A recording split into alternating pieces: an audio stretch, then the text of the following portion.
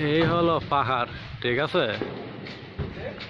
যে পাহাড় কিনা নূহ আলাইহিস সালাম ছুরি নাকি লাঠি দিয়ে দুই ভাগ করেছিল, ঠিক আছে।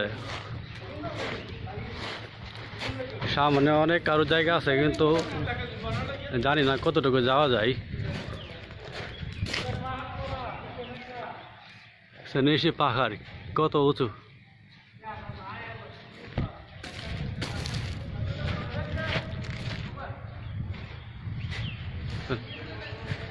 আমরা হাঁটতে কষ্ট হইতেছে।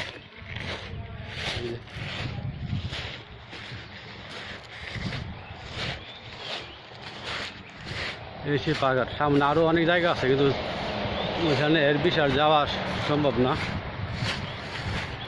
এর বিশাল যেতে দেয় না, ঠিক আছে।